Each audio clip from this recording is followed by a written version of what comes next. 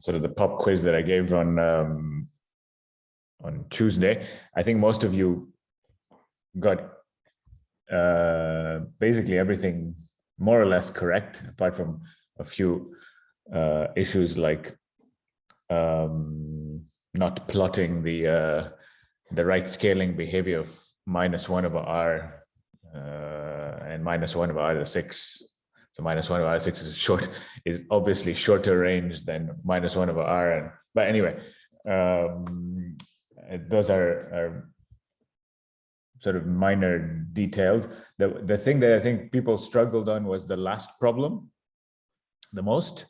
And that is if I have two charges, a positive and a negative charge, and I put them in solvent, and then I do the same where I put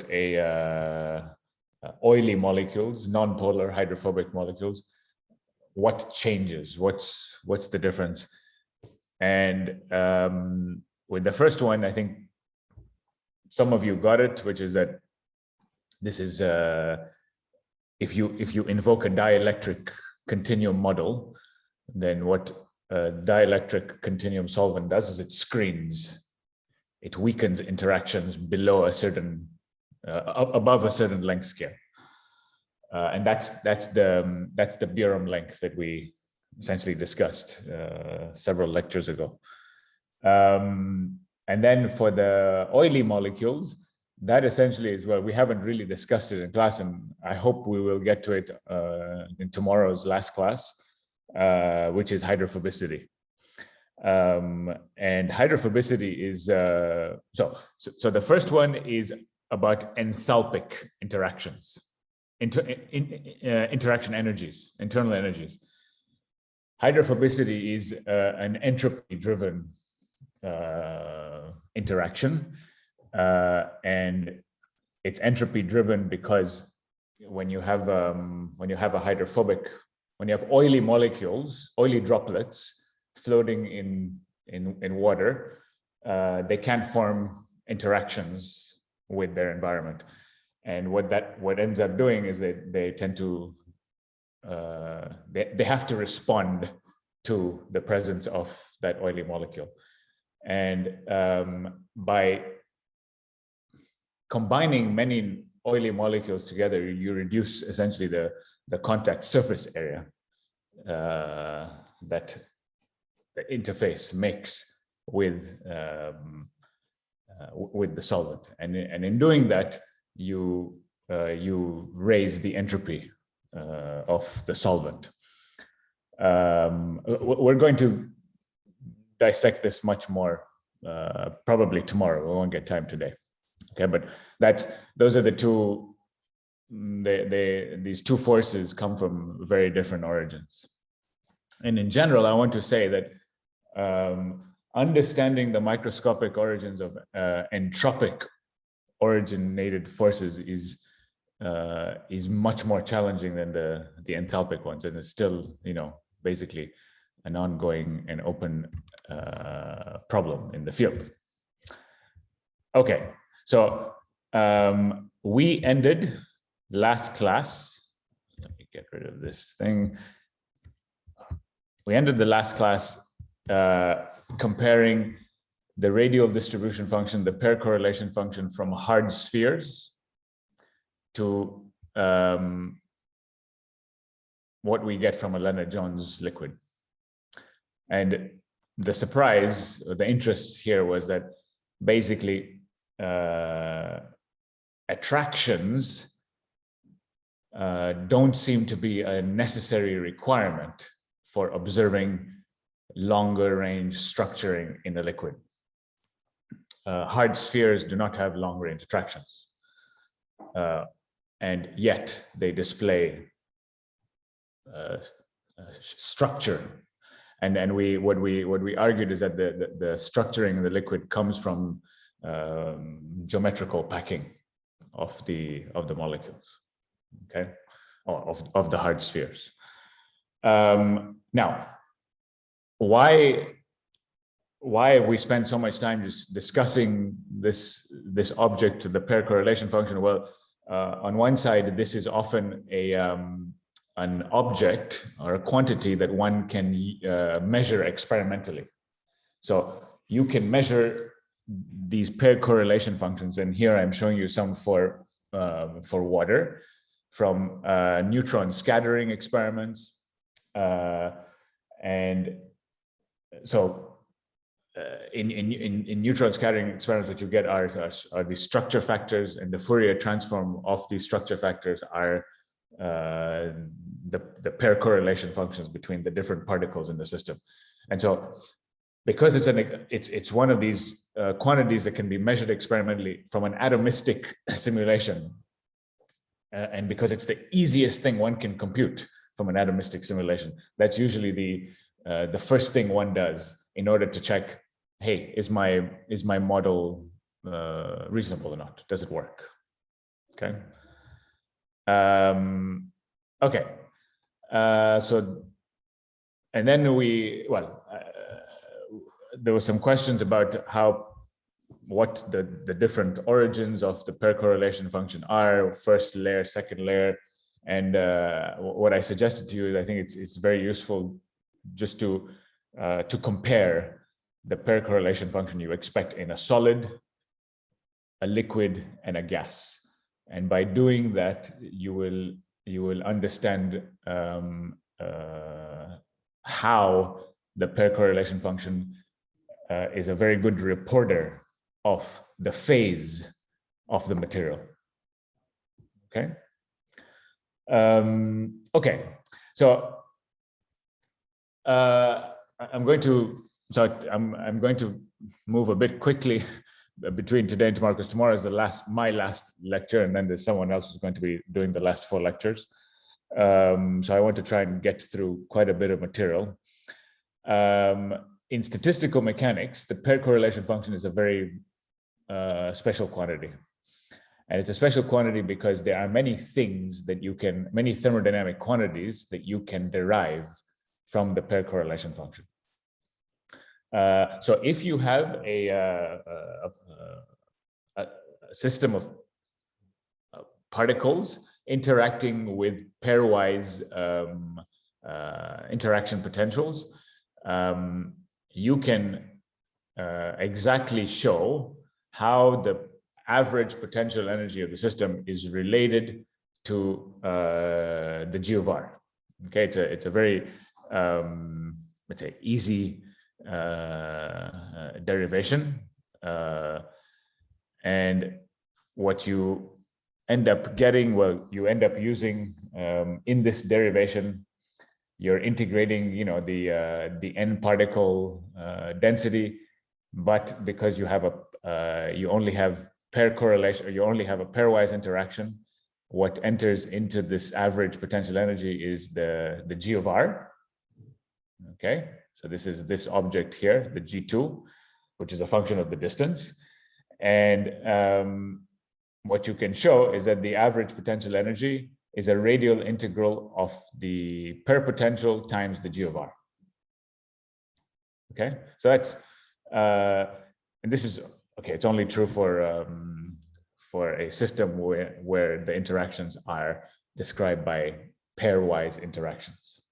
Okay, but this is this is a nice relationship between the thermodynamic average potential energy and the interaction potential and the G of R. So if you do a simulation of a Lennard-Jones liquid, where you only have pairwise potentials, you can check to see whether the potential energy you get from your simulation is consistent with this formula. Okay. You can also derive the pressure from the pair correlation function. So the pressure is related to a derivative of the partition function with respect to the volume. You can show by a change of variables that the pressure is basically related to this average here, which is a product of the force times the position. So this is known as the virial. And and so the pressure then is related to another type of an integral, which is the derivative of the pairwise potential. So sorry, this should be a V times the G of R. Okay, so again, there's this nice link between the pressure and the G of R. And well, and now you begin to see why the G of R is a quantity that people are interested in making sure that it's validated against an experiment. Because if you get the G of R right, then there are many of these thermodynamic quantities, experimental observables, that you can then be sure are consistent. Okay. You can also derive the entropy, the pairwise entropy from the G of R, and where this comes from. The idea is that you can take the entropy of a system and expand it in terms of 2-body, 3-body, 4-body, etc. interactions, and you can show that the 2-body entropy, okay, the pairwise entropy, is related to terms that involve the G of R. Okay, so this is yet another quantity that that you can derive once you have the pair correlation function. And finally, one last thing. This is let's say the easiest and the simplest thing, is the radial integral of the G of R tells you the local solvation or coordination of a molecule or a particle. Okay? And again, this is a quantity that can be measured experimentally. So these are all the reasons why, you know, the G of R is a quantity that people want to get correct in order to make sure that their model is something that they can use for as in a predictive way. Okay. This is basically a repeat, so I will not. Now, so one thing I should point out is in all of this, let's go back. So maybe it's not obvious, but I just want to say this so it's explicit. When we construct a G of R, it may not be obvious, but you're doing an implicit dimensionality reduction. Is you're looking at correlations in the space of coordinates, which are the distance between the particles. But how do I know that that's correct? Right? Are there other degrees of freedom along which there will also be, correlations? Okay, so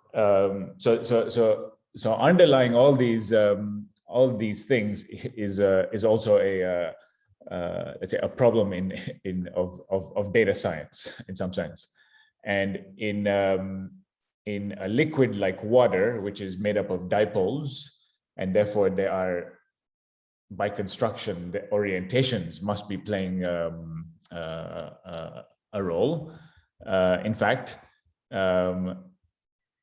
water is a liquid that exhibits rather long-range orientational correlations. And so this is a paper by Giulia Galli. She published this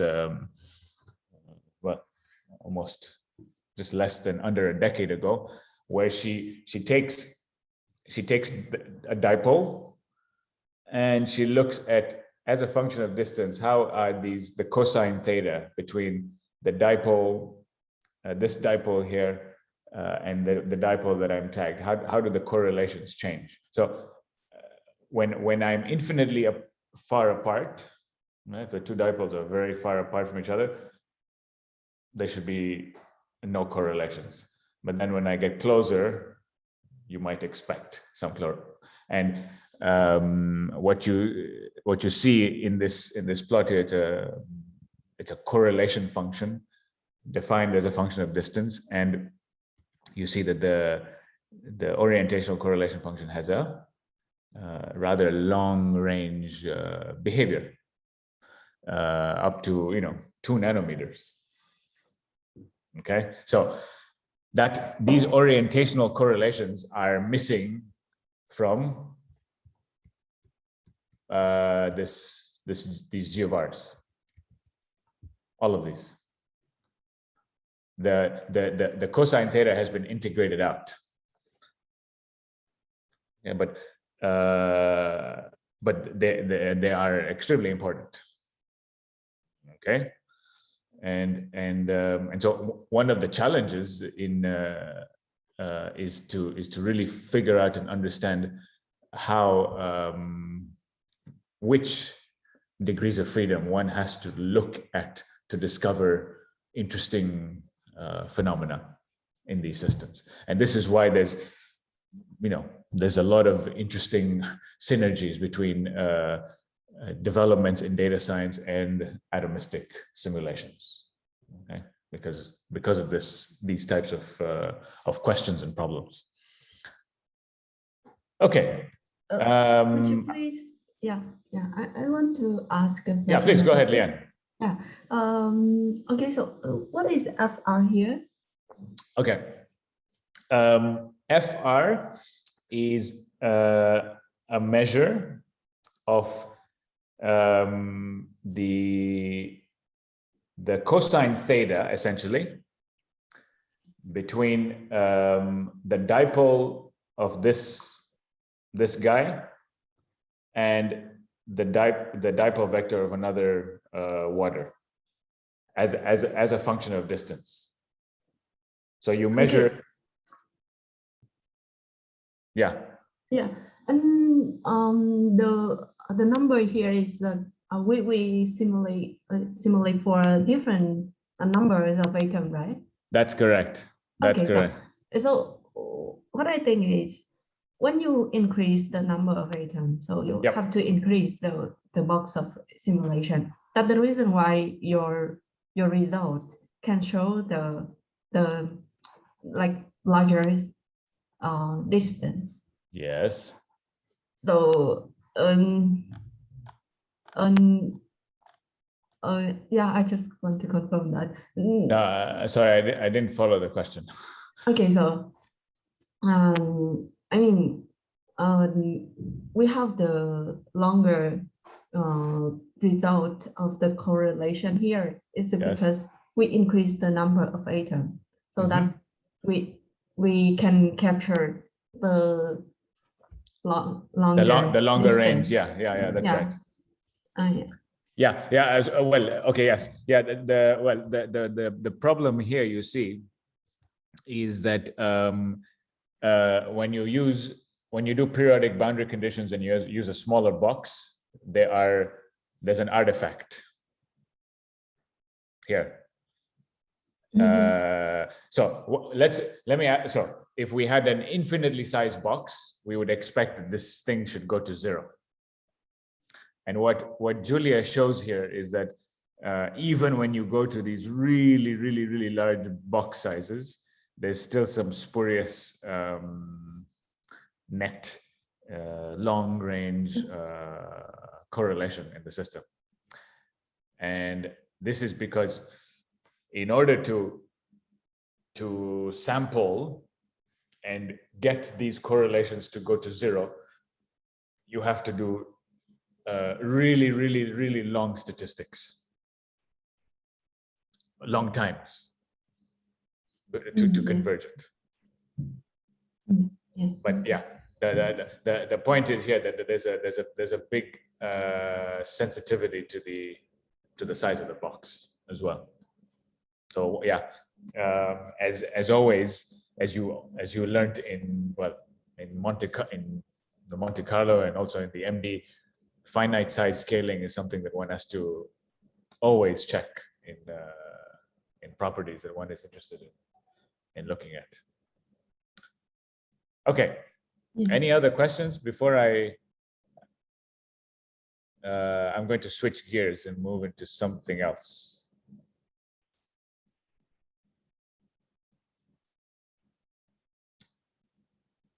Okay, so we've covered many of the structural properties of water. I haven't had time to get into the dynamic things. We won't be able to do that for this course. And we reviewed some of the interesting anomalies of water, how they are understood in terms of some thermodynamic quantities. And now we're going to switch gears again and go back to biophysics. So we needed to build our intuition and background a bit on understanding the environment. And all these things I'm telling you are the environment. They are the 10 to the power 10 water molecules in the cell. That's where this comes in. And now we need to go back and try to see, okay, in the context of biophysical problems, what's going on there. Okay. And so we're going to now study how and discuss a bit about how biological matter interfaces with environment, i.e. typically water. And so one of the most fundamental processes, and this is something that we already alluded to at the beginning of the course, is the ionization of water.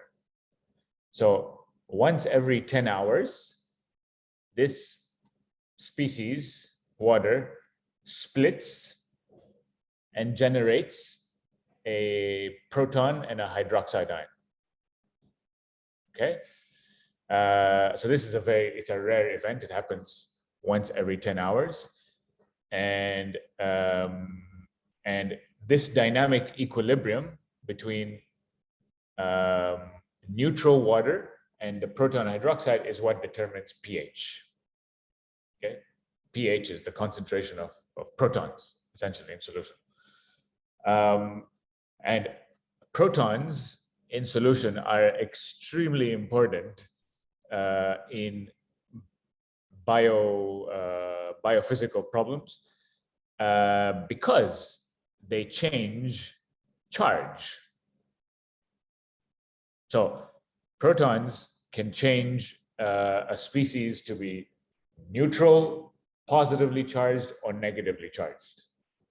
And by doing that, they can induce interactions that are charge-charge, charge-dipole, in situations where they normally would not be. And we're going to see, just explicitly some examples of that. Besides proton exchange in water, the protons on biological systems, so protons, proteins, DNA, all these things are loaded with protons. Protons also exchange between amino acids, and they exchange between amino acids and the solvent. It's a very rare event. It happens very slowly, but it's an event that that does take place. And again, as you saw in the previous lecture, these proton exchange dynamics is tied very much to changes in electronic properties. Okay, so electrostatics changes for sure, but things like polarization change a lot because of the distortion and the motion of protons. Okay, so it's very simple to see this, these are just, I'm trying to avoid getting into too much chemistry. These are two amino acids, lysine and glutamic acid. And this amino acid has a positive charge. Okay, and if you bring it close to this amino acid, which has a negative charge, this can form a very strong electrostatic interaction. Okay, the chemists like to call it hydrogen bonding, but essentially this is electrostatic interactions, which, as we know now, can be screened, and the magnitude can be changed significantly depending on the dielectric environment that is between the positive and the negative charge. So just to give you a real example of a biological system, this is a protein.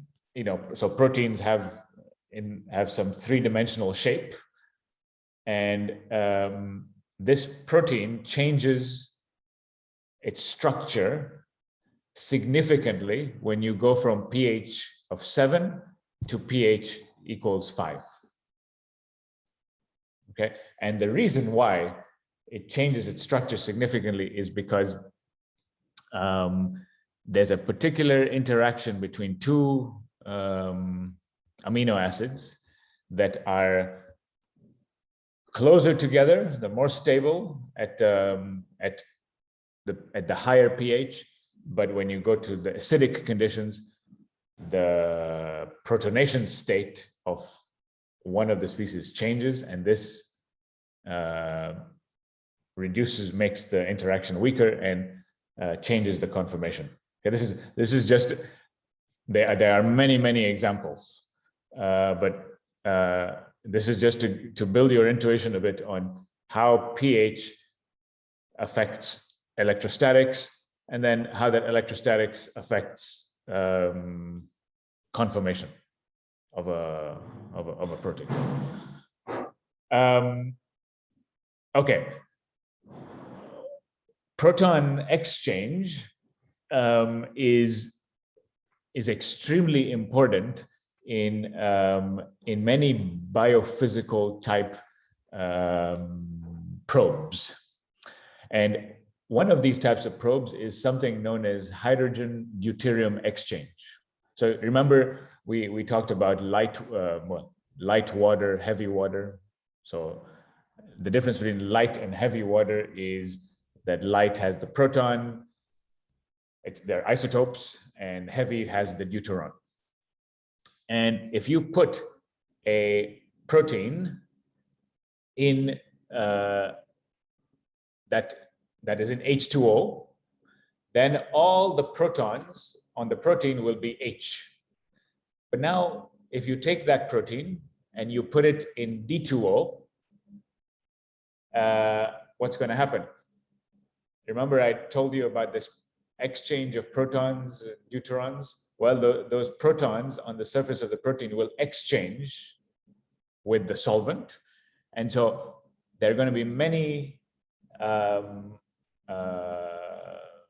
protons that are on the surface of the protein that become deuterium. And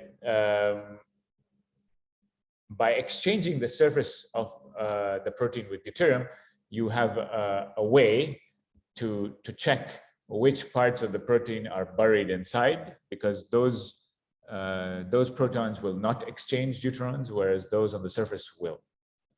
Okay, so it's a well-established biophysical technique experimentally. It's called hydrogen-deuterium isotope exchange experiments, where you can use this to then discover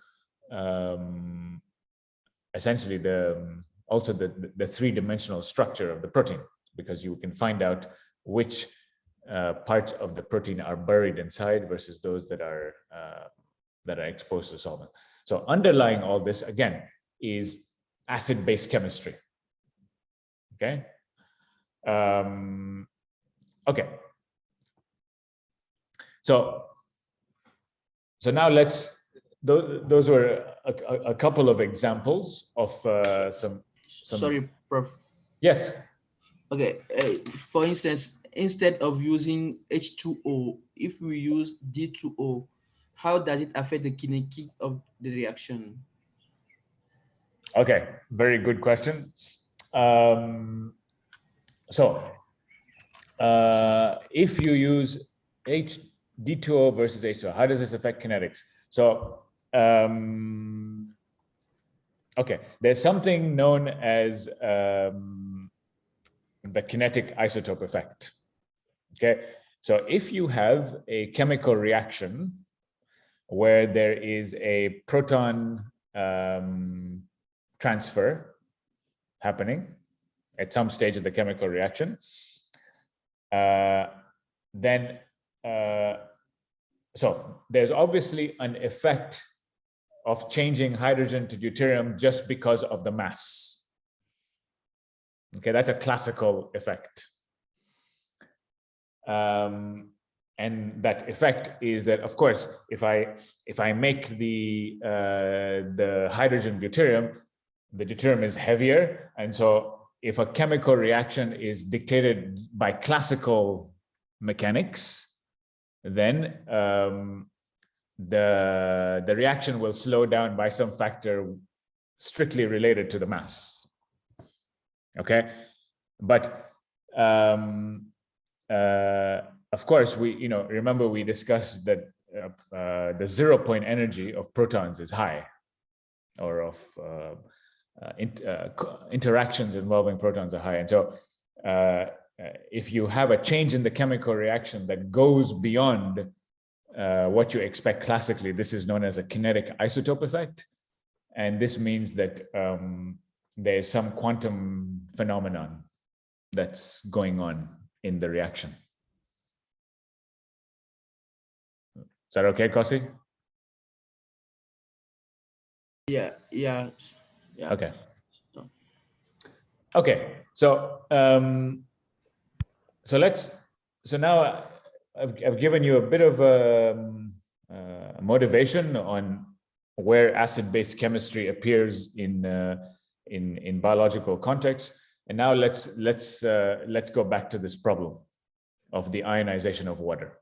Okay, this is one of my favorite problems because it's such a classical textbook problem, but we still don't understand how it happens, and we still don't understand all the relevant coordinates that are involved in the chemical reaction. And so here, what I'm showing you here is a movie. It's obtained from a molecular dynamics simulation, not classical. It's an ab initio, Bonn-Oppenheimer molecular dynamics, which we will hopefully discuss either later today or tomorrow. And what you're seeing here is, on the right side is the hydroxide, OH minus, this object here. And on the left side, you have the proton, H3O plus. And you see there's some fluctuations that are going on in the system. And something is going to happen soon.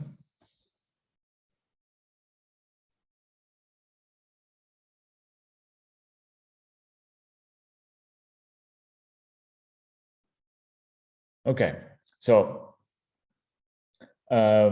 what you just saw was the time reversed process of ionization. So it is this chemical reaction, but in this direction, not this direction.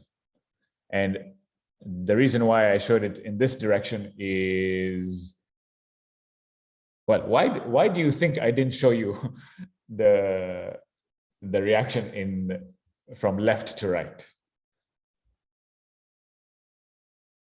Eddie. Yes. Why didn't I show the reaction from left to right? Why do you think? I guess from right to left is thermodynamically more favorable. Really? So in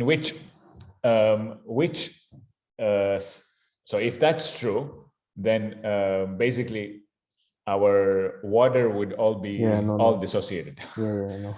Okay, so so now you're learning about sampling, right? Yes. Okay, put on your sampling hat, and so the left side is thermodynamically more stable, that's for sure. But now, why didn't I show you the movie in the other direction? I guess if we are thinking about sampling, then maybe the average time the system spends in the dissociated state compared to the time it takes to make the transition from the dissociated to the water itself is, it spends more time in the dissociated state, and like in a brief, in a very short time, it makes this transition. So yes. Okay, it's harder to see the transition. It's harder to see the transition from the left to the right. Yeah, exactly, perfect. And it's harder to see because there's a huge barrier, and that barrier corresponds to 10 hours roughly. So if you did standard MD, you would just be sitting here for your whole life and you would not move. And so now you can, of course, use many of the techniques like you guys are learning on transition path sampling, metadynamics, blah, blah, blah, blah, blah. But you would need to guide the system in some way to move in this direction. Okay, this way, as you correctly said, this state is very short-lived, and so you can watch the reaction in that direction. Sorry, Prof. Yeah. I would like to a bit discuss this a time scale limitation of ab initio molecular dynamics. Okay. Like for instance, if in real experiments we need 1 hour for a reaction to happen, do we need to do the simulation also for 1 hour? No. Let's okay. So let's distinguish between time scales. So there is the time scale tau of the process or of the chemical reaction that one is interested in, and then there's the time scale, the CPU time. So the time one runs a calculation on a computer. Two, of course, are not the same. If you have a physical or chemical process that takes place on the time scale of 1 hour, then you would have to run your simulation for days, for the time scale of days, meaning the numerical integration would have to be, which will never happen, because the typical timescales one can reach now in even in the best molecular dynamics is milliseconds. Okay, so so the two timescales are not the same, and this is why if you want to hop over big barriers in reactions of physical, you need to come up with smarter ways of doing that, and you have to come up with techniques that allow you to overcome the barriers. Is that? Yeah. Thank you, Prof. Okay, you're welcome. Okay. Yeah, I have a question. Yes, go ahead, Lian. Yeah. So how can you determine the time that water dissociates, because I think because this reaction is in equilibrium. I mean, Yeah. the forward and the backward is in equilibrium. So they should be the same. No, wait. There's a dynamic equilibrium between water and the ionized products, but it's like a two-state system where the neutral water is much lower in free energy than the ionized products. They're not okay, I see. So okay. so it means that we should like short the arrow that go backwards. Yeah. Yes. If you want to be very pure about it, yes. Absolutely. Yeah. Okay. Now, this process that I'm showing you, now actually I could rewind the clock, and if I played it the other way, that would just be ionization, right? Well, if I could invoke microscopic reversibility, but okay, so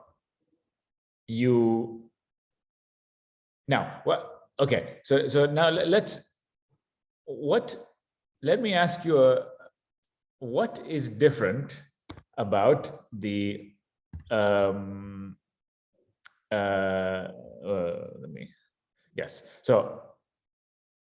let me first make a statement here, but we've more or less discussed this already through the questions. So the free energy difference between neutral and ionized product is about 80 kilojoules per mole. Okay, so there's the thermodynamic stable state at room temperature and pressure is the neutral water, and you can relate this to something known as the dissociation constant, or the equilibrium constant, and this is what yields pH equals 7. So when we talk about pH 7, this is related to concentration of protons, and concentration of protons is related to equilibrium constants. Equilibrium constants are related to ratios of partition functions. Okay, so these are all the chemists like to use concentrations and equilibrium constants. The physicists speak more in the language of partition functions, ratios of partition functions, and free energy differences. But they're all basically all the same, and they can all be connected to each other. Okay. Okay. Now, before we go back to before we answer some other questions, let me ask you, so what's different about if I gave you a potassium ion or a sodium ion, and I asked you, how does a sodium or a potassium ion, as it's colliding with solvent partners, how does it move in the water versus a proton? What's different about them? So let me see.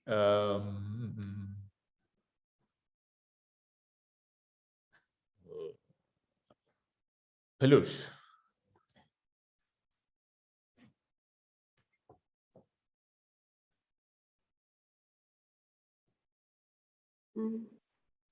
Yeah. Do you want me to repeat my question? Yeah. Okay, so I just showed you a movie here that showed the recombination process of a proton and a hydroxide ion. Okay? Yes, yes. Okay, now I'm asking you, if I had a sodium or a potassium ion, what's different between how a proton moves in a liquid versus a sodium or a potassium ion?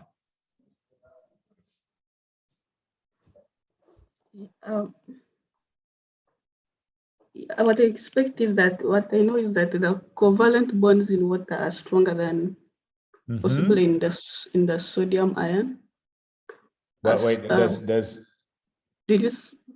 what do you mean? So explain that a bit better to me, please.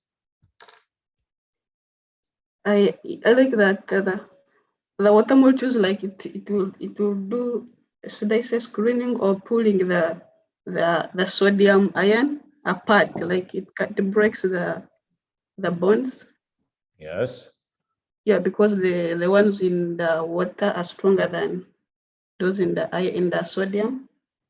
So maybe I think it will move faster. In which case? In the sodium when it is in water. You think, okay, interesting. So you think sodium is going to move faster than the proton. Julia.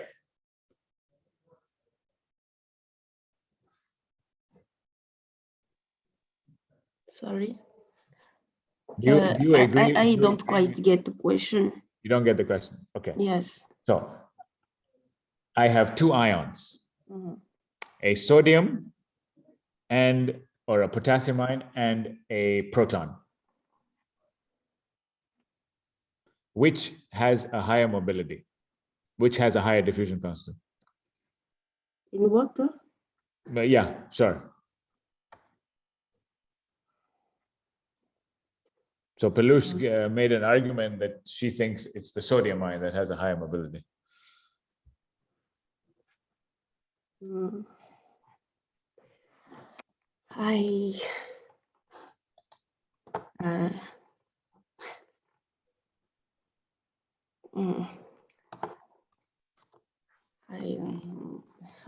I think they will have the same mobility since. Okay, you think it's the same? Two. Yeah, the two Okay. are the monovalent. You think that the two are going to be the same? Okay.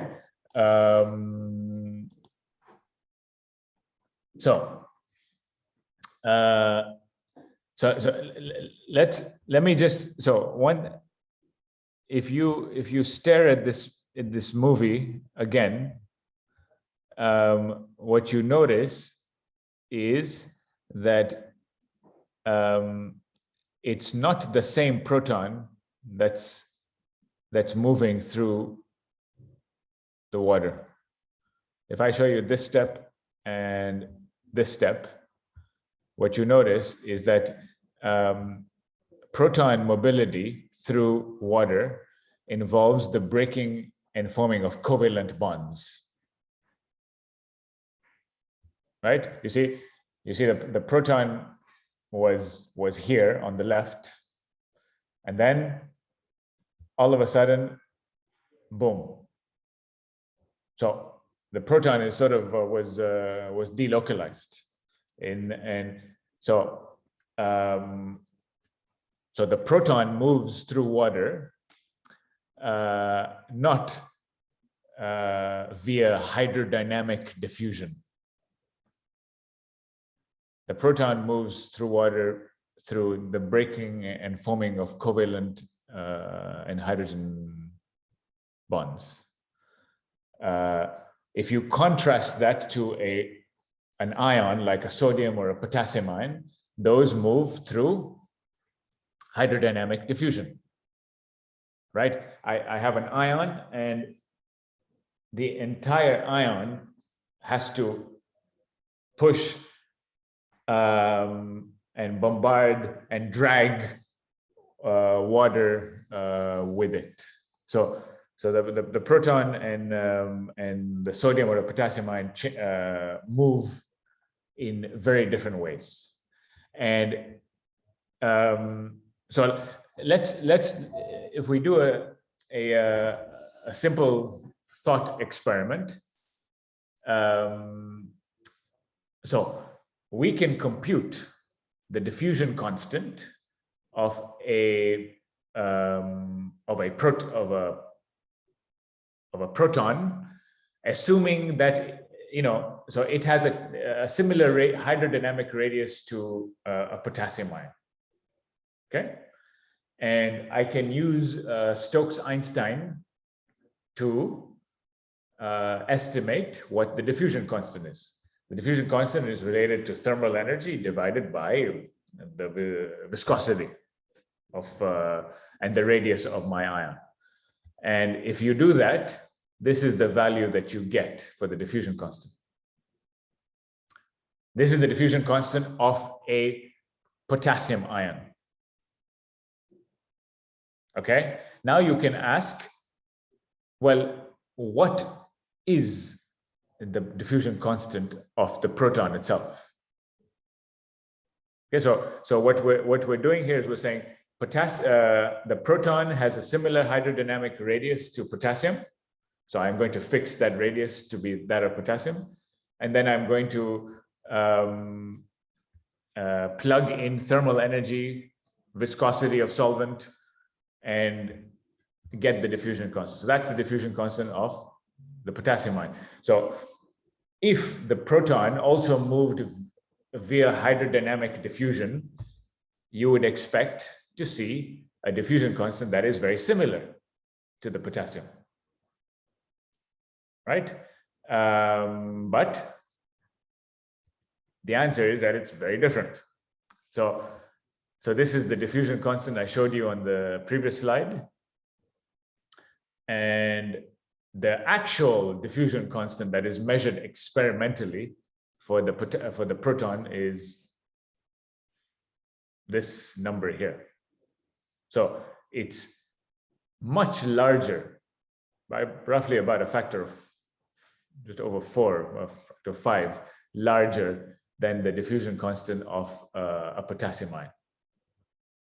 Okay, so that's curious, right? So you have an ion with similar hydrodynamic radius. It has the same charge, +1, but the diffusion constant is very different. Okay, Okay. I think maybe it's because of the okay, so it has larger mass, but here maybe in the water, so it has no geometrical obstacles, so that the hydrogen proton can move easier. Yeah, not so. Just a guess. Yeah, no. So okay, this is so if you look at this movie that I'm showing you here, you'll see that I see. you see what I mean? It's because the proton is able to basically teleport. Yeah. Okay. Through your topology, through your network. Because of the proton exchange. Exactly, So, because of proton exchange. Okay. And this is a problem that has sort of excited chemists for over a century, and it's still a problem that's still being argued about, and in terms of the mechanism and the thermodynamics and dynamics, but the message remains the same regarding this point. The diffusion constant of the proton is much faster than the diffusion constant of an ion with equivalent hydrodynamic radius, and it's because the proton does not undergo hydrodynamic diffusion. It is actually moving through the network and breaking and forming covalent and hydrogen bonds. Okay, as it does that. So the mechanism is completely different. In one case, in the case of the proton, there's actual chemical reactions that are taking place. In the case of the potassium ion, it's just a physical process, but it's hydrodynamics. Okay. Sorry, Professor. Is this Maha? Yes. Yeah, go ahead, Maha. Sorry, I didn't get why diffusion constant of. I think the terms you are using, I'm not using too. Okay, so tell me which term doesn't sit well with you. How proton moves. Okay, You said so let's first back up and diffusion. Mm-hmm. Okay, so the question is, why does a proton with equivalent hydrodynamic radius to a potassium ion diffuse faster? Yes, I understand. Okay, that one, okay, fine. So, and you accept this, yes. this relationship? Mm-hmm. Yes, because it comes from hydrodynamics, right? Okay, hydrodynamics. Okay, hydrodynamics, fine. So what is hydrodynamics? Well, we sort of covered this at the beginning of the course, but in hydrodynamics, we are dealing with the flow, the movement of macroscopic objects in a medium, where the way the medium is described is through the viscosity of the solvent. So so you no longer have water molecules. You no longer have atoms. But you're now at a scale where the effective properties of the liquid are described by quantities like the viscosity. So viscosity is a macroscopic quantity that dictates how sluggish or fast the objects in the medium will move. Mm-hmm. Okay, so hydrodynamics comes from like Navier-Stokes equations, Navier-Stokes theory. So dealing with macroscopic flow of big objects in a fluid.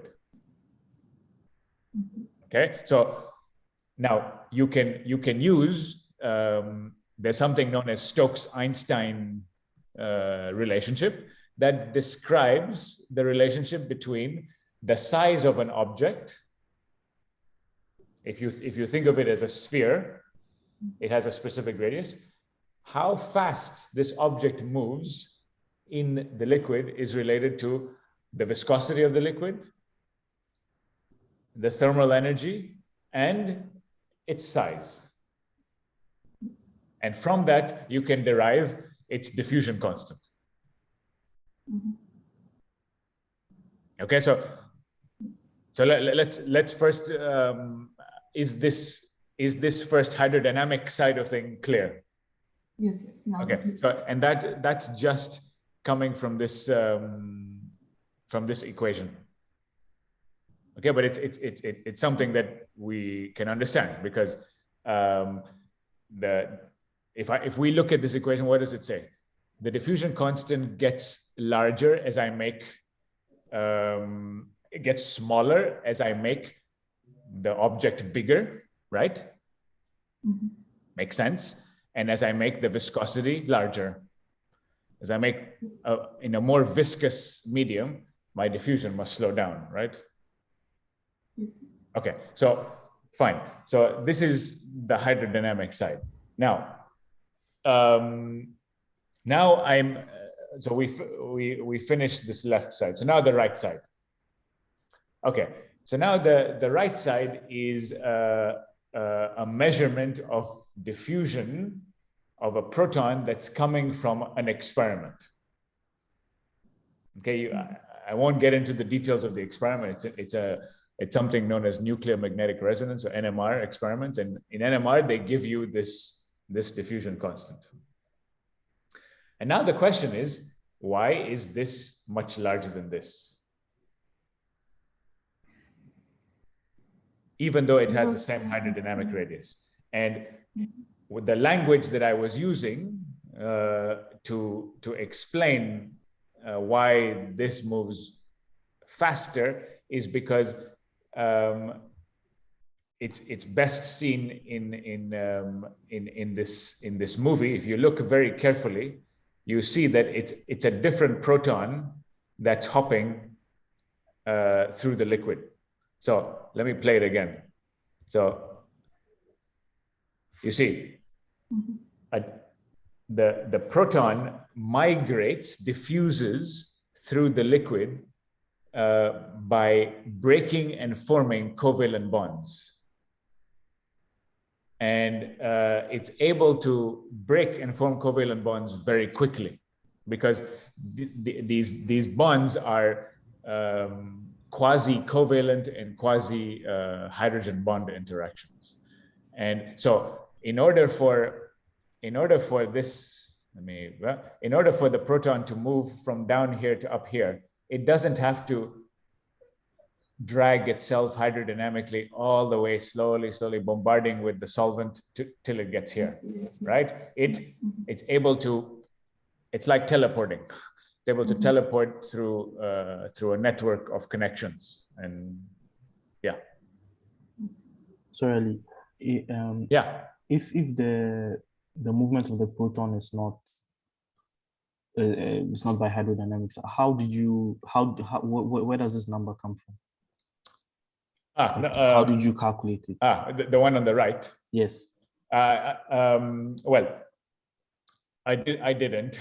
Oh, I mean, how is it done? How's it? So basically, you can use this technique called nuclear magnetic resonance spectroscopy. No, sorry, I mean theoretically. Theoretically.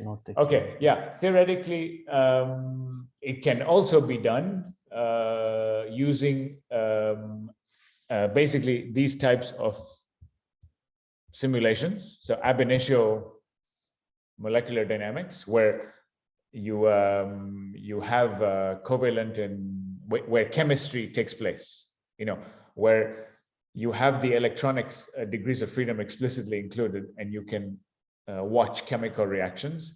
And then the challenge is you have to find a way to identify where the proton is,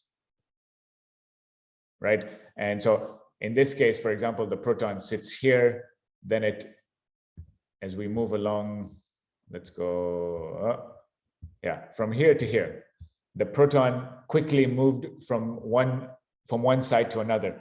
And it's just a question of computing the mean squared displacement of the particle, but now you have to have a more sophisticated way of identifying the particle. So it boils down to, it's the same way you would calculate the diffusion constant of the sodium ion. You'd look at the mean squared displacement, you'd have an inertial regime where the mean squared displacement grows as t squared, and then there'll be a regime where it's linear, it grows as t, and where t is time. And from that, the slope of that, you will be able to, and people have done it, you can estimate the diffusion constant of the proton from the simulations.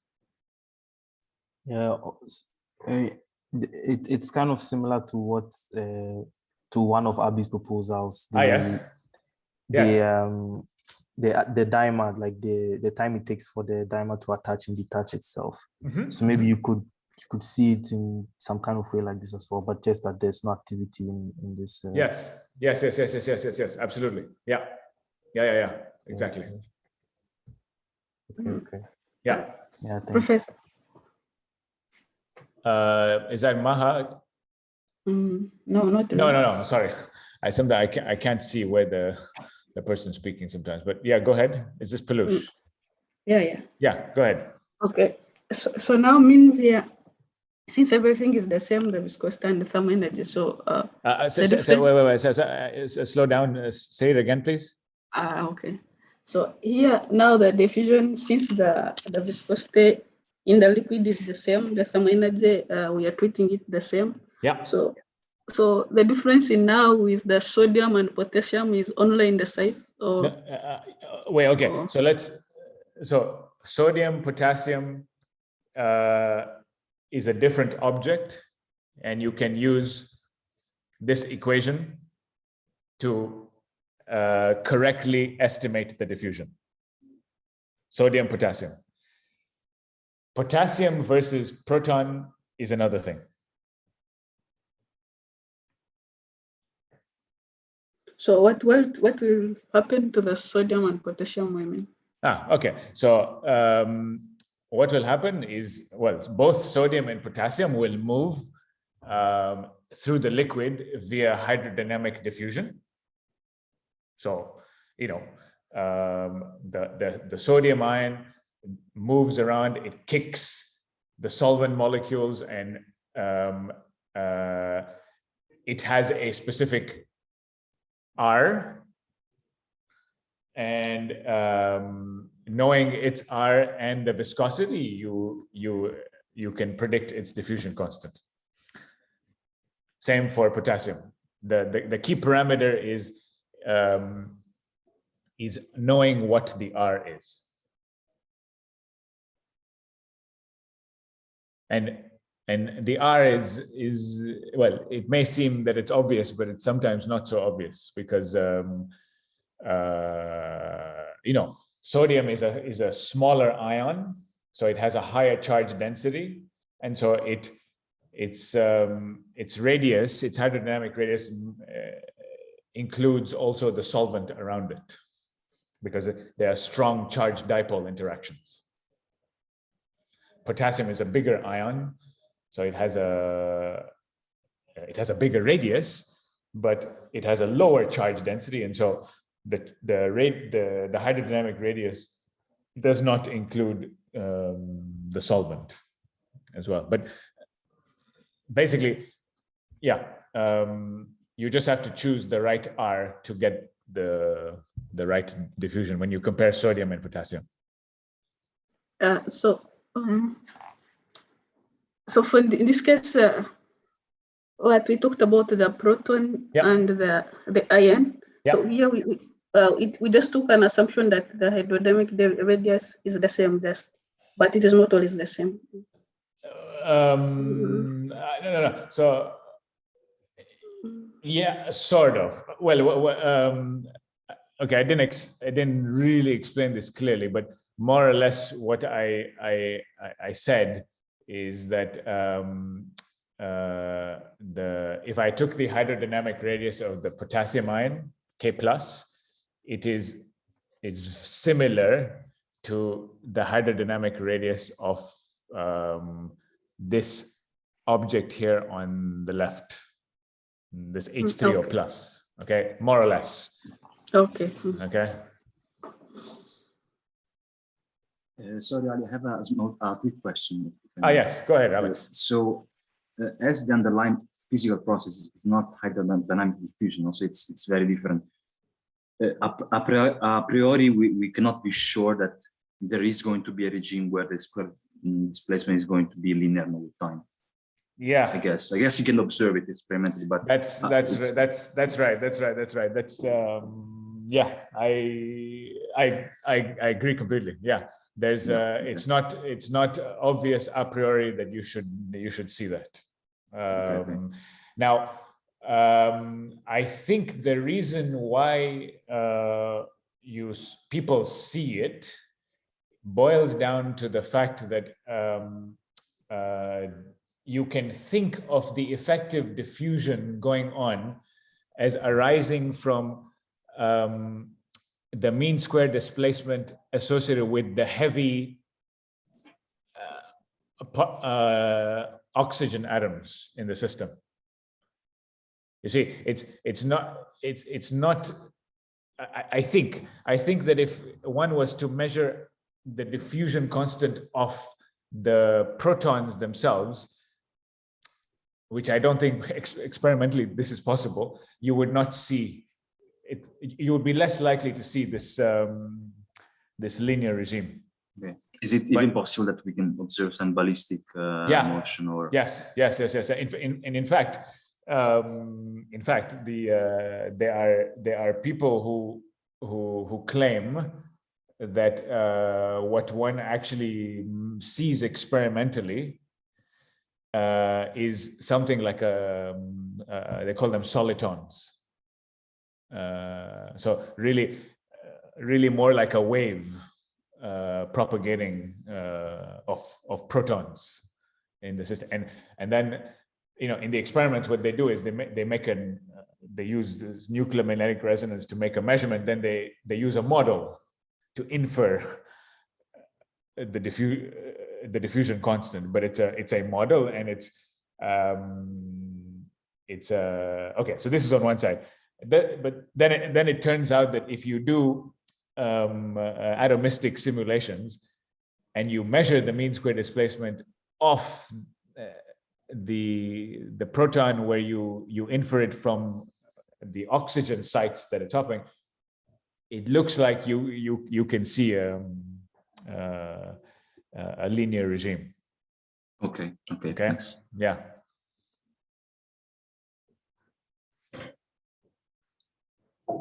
Okay, very good. So let me say that this is now I want to take you back to our discussion on the thermal de Broglie wavelength. So everything that we're discussing here, and I'm telling you, is all classical. But this is not. This is definitely not correct. And so, these protons are really wave functions, and they're delocalized, and so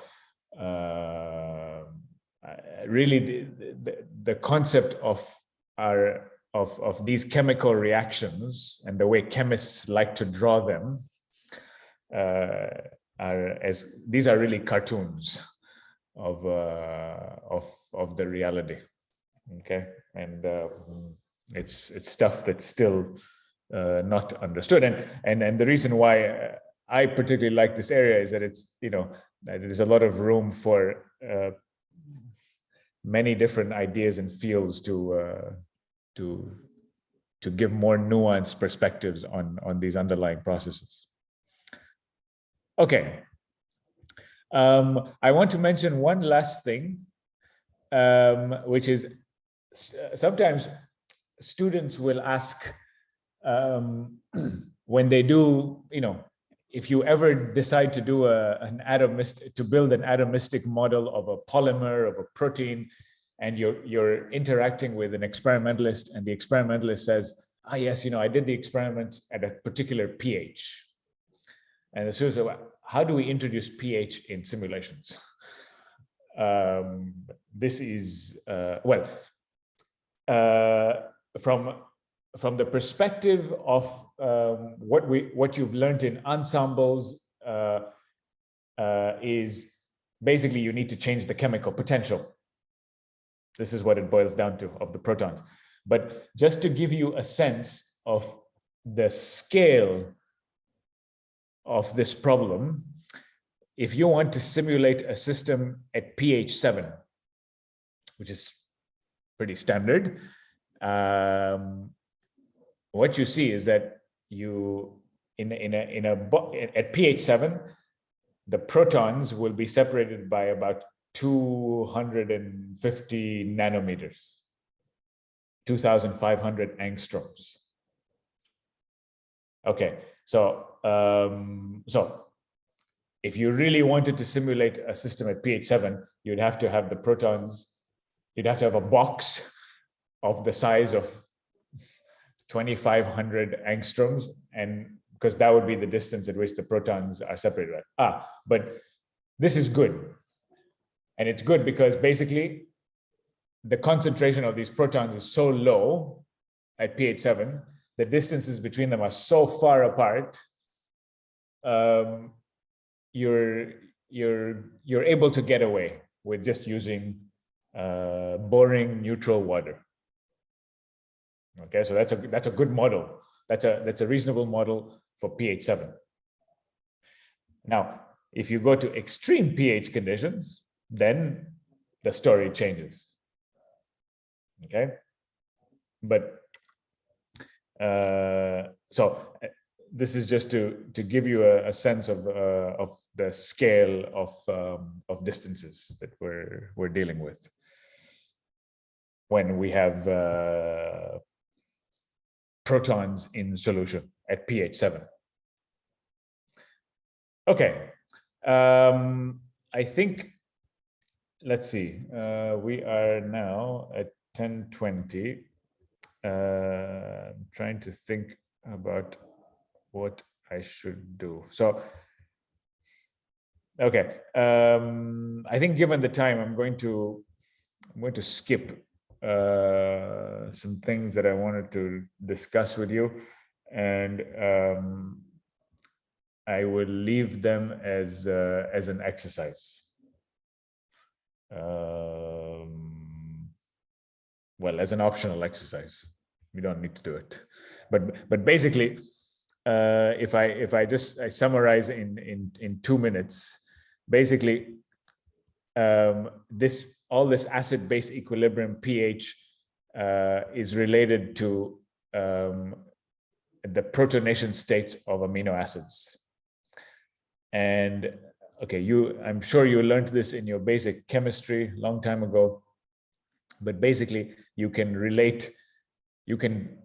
understand and figure out how the protonation states of amino acids change at different pH conditions and because of their underlying pKa's.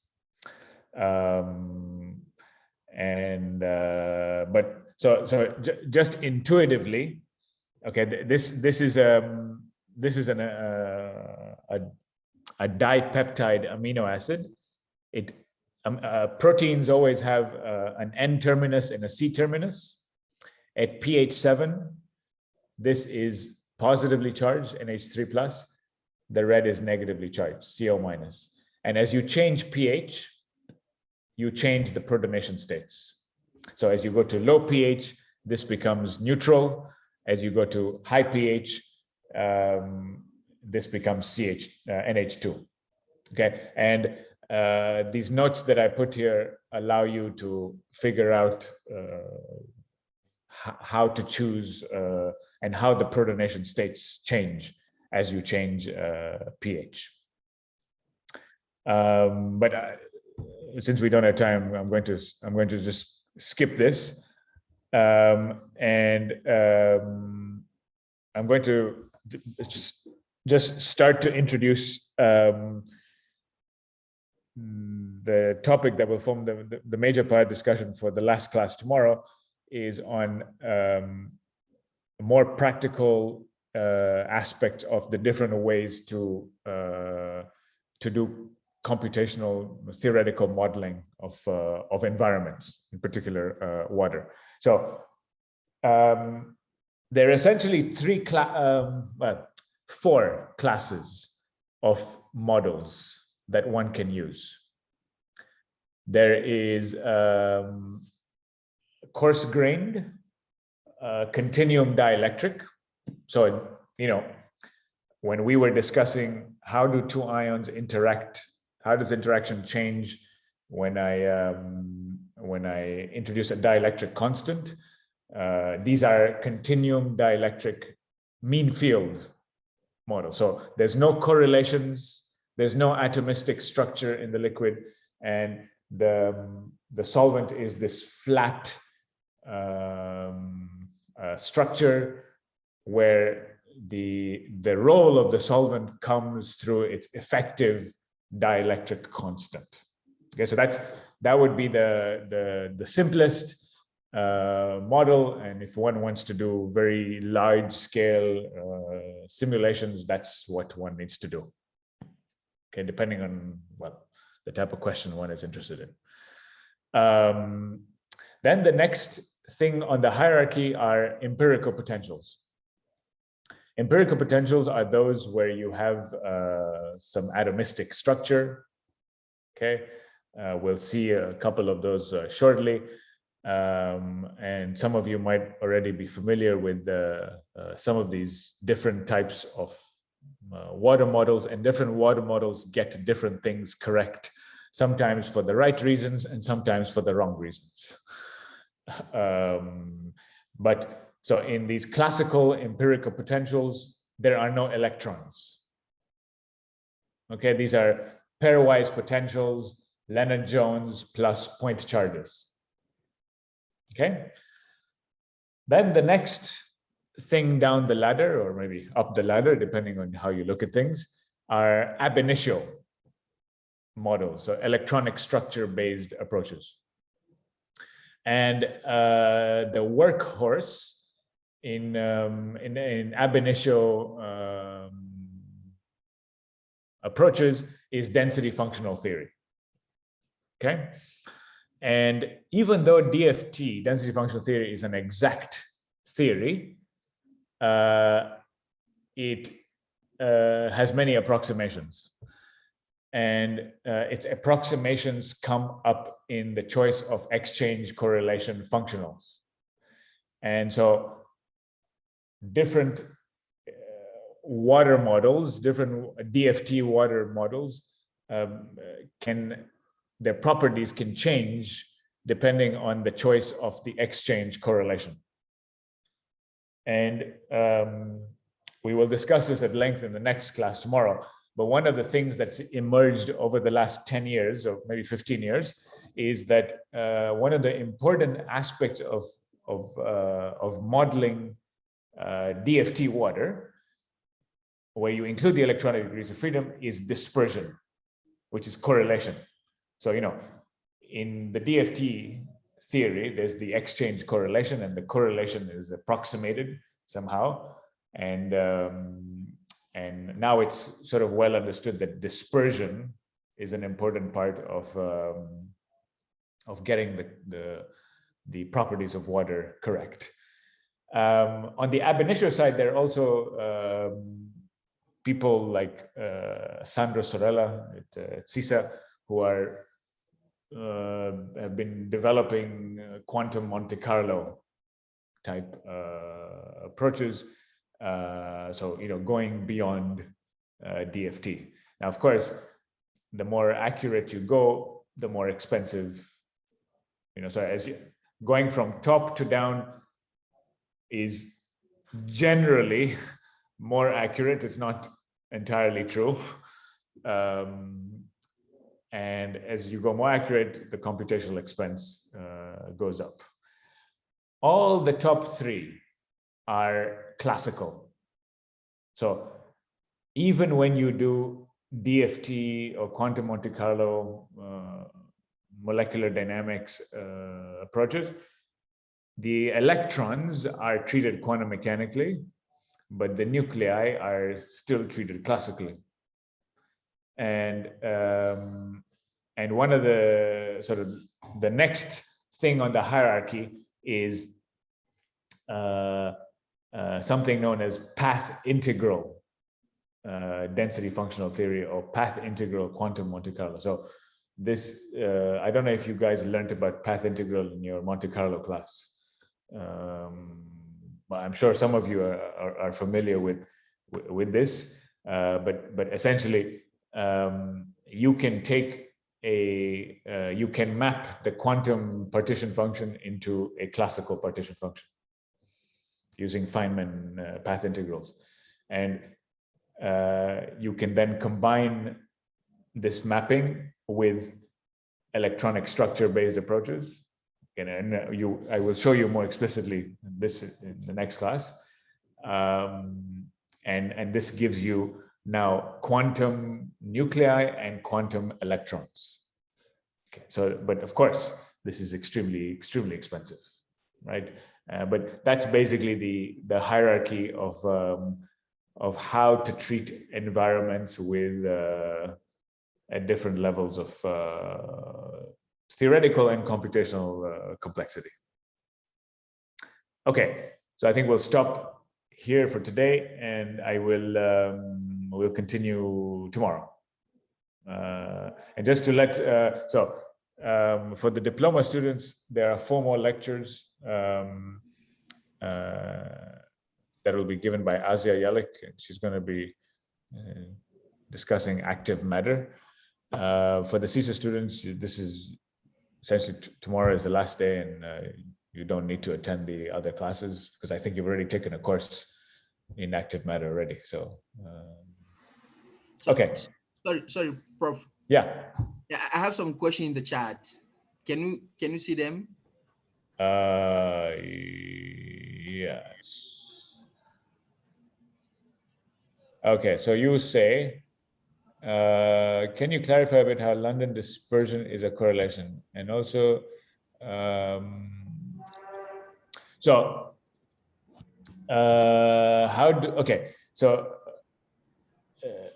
London dispersion is induced dipole interactions caused by the quantum mechanical fluctuations of electrons.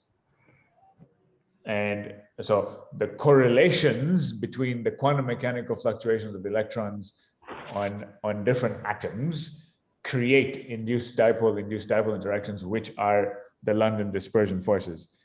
In density functional theory, when you use GGA, generalized gradient approximation function, you approximate this exchange correlation part. And if you dispersion is an example, is one example of a type of electron correlation.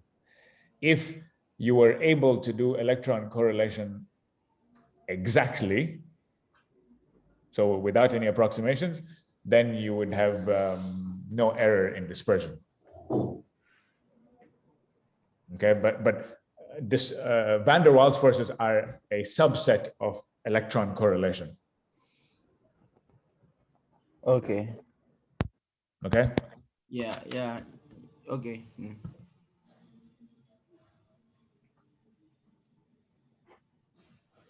Okay. Okay, so at least let's say the formal part of the class is over. Maybe we can stop recording. Hold on, sorry, Kasi. I just maybe I just ask for the recording to be stopped. Okay.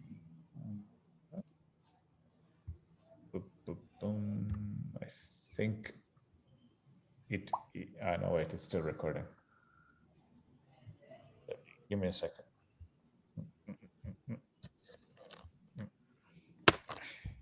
Here we go. I can